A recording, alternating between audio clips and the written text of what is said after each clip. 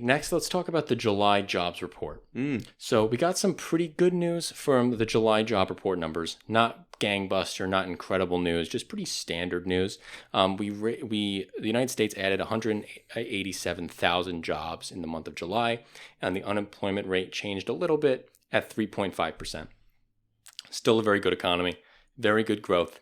We still see like kind of plateaued since January. We had a slight spike in May, but overall we've been huddling around that 200,000 a month job number for the last 6 months. We're looking at the age participation rate in the labor force, and this is some really great stuff. So between the ages of 24 to 54, we have 83% participation rate. This is better than our pre-COVID levels of our economy. So 84%, 83% of people between the ages of 23 and 54 are in the labor force. That's awesome to see. Yeah. That's a huge rebound from where we were. This is, again, one of the things that Stiglitz talked about. Is one of the most effective ways to boost your economy is just to get more people working. Yep, exactly. And more people working, that's amazing. You know what's even better than that? Their wages going up. Yeah. And what we saw here with comparison to the consumer price index of June, which was 3%, right? We talked about that 2 shows ago. The July wage numbers are up 4.4% over last July, which means real wages are up 4.4% over last year. We are heavily outpacing inflation. Real wages are up. That's what you said. But I'm seeing average hourly earnings are up 4.4%. Does that mean real wages, or wouldn't it be that hourly increase minus whatever inflation was? Real wages are up for sure, because real wage increases. Oh no, I'm sorry, you're right. Real wages are up 1.4%. Yeah, and the average hourly earnings are up 4.4%, but the real wages are up 1.3. Yes, okay. which is huge, especially considering the political rhetoric that has been that we're in this high inflation environment and the economy is struggling, and it's just blatantly false. The data doesn't support it. No, and last month it was only up 0.1%. Or 0.2%, right? Now we're up 1.3%. Thank you for correcting me on that. So that's awesome. That means like we're coming out of this inflationary spiral, and people in the polls are saying that they don't approve of Biden on the economy. I think this was why. I think that this can explain a lot of it, actually. They haven't seen their real wages go up in a few years. Do you think so? I think so. I think so. I think this is going to, if this trend continues, and because this is a lagging indicator, you know what I mean? I suppose.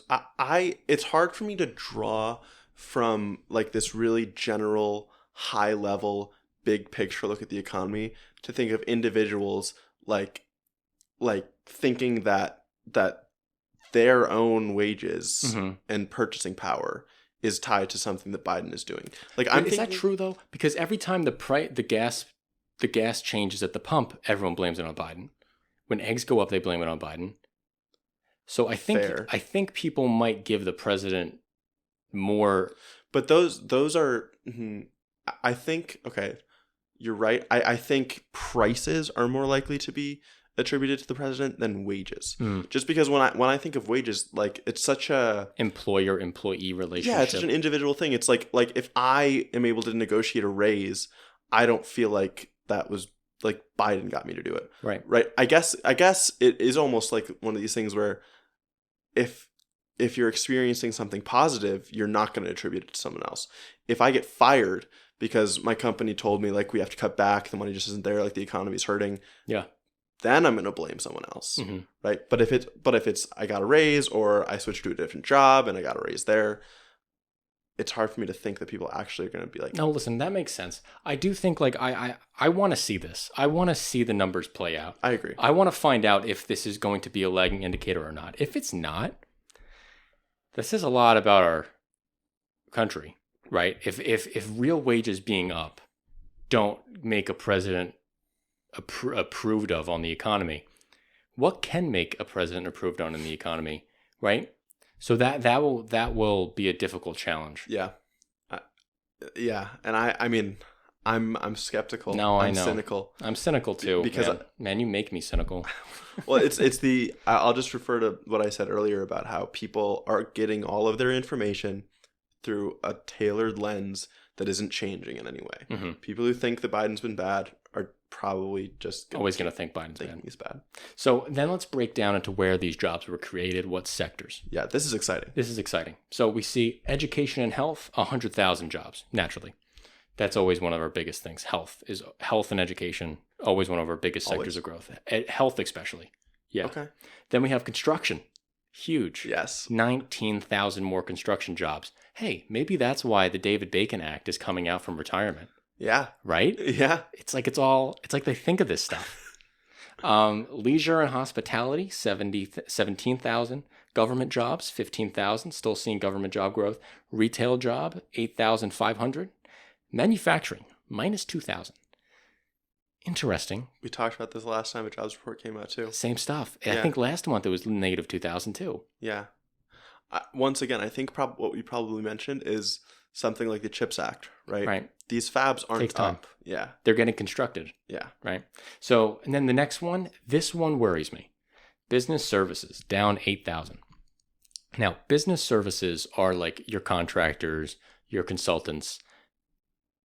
Their employment is going down month over month. People suggest that could be a slowdown indicator, not necessarily a recession indicator, because the Federal Reserve has now projected we're not going to have a recession this year. But it could be a slowdown indicator, because when companies are having problems or they're stressed, the first thing they do is fire the temporary guys who they don't have to pay severance to. And those are your contractors. So the business services going down could be an indicator for slowdown and slower job growth in the next month. I would probably put my money on job growth will be slower, not negative, but I do put my money on like 150, 160 instead of the 187 we're at. Okay. Yes. So now digging even deeper into that crosstabs, baby. We're going deeper. Construction jobs. What's getting constructed? Well, residential construction jobs are down 5%. Interesting. But non-residential building construction is up 10.5%. That right there is the CHIPS Act stuff going down. That's what that is. Okay. That is factory construction. That is huge. And we also see growth in residential specialty trade contractors, so what that means to me is the residential construction is somewhat at a little bit of a wash. You know what I mean? We talked about how there's massive construction going on, but their employment, general residential construction is going down while specialty residential construction is going up. I'm not an expert on residential construction. I'm not going to pretend I am, but the fact that there are more residential specialty trade contractors than residential building construction workers, I imagine that the latter is more important to building housing. So, okay. All right. Maybe. And then lastly, we see government job growth all the way through. Only place where there isn't is state governments, excluding education, which what I think that is that I think that's the American Rescue Plan running out of steam. Wait, I'm seeing it's state government education, which is the biggest thing that's down. Right? Oh, you are right. Sorry. Thank you. Yeah. Excluding education is still 8.7%. So that state government education is down 19.7%. And it's all seasonally adjusted. So that's not just because summer let out. Yeah, 19.7% seems like a lot. It's just 19.7% growth over last month. Oh. Yeah. Okay. So the growth rate is down 19.7%. Still going up. I see. Okay. You know what I mean? Yeah. That makes sense.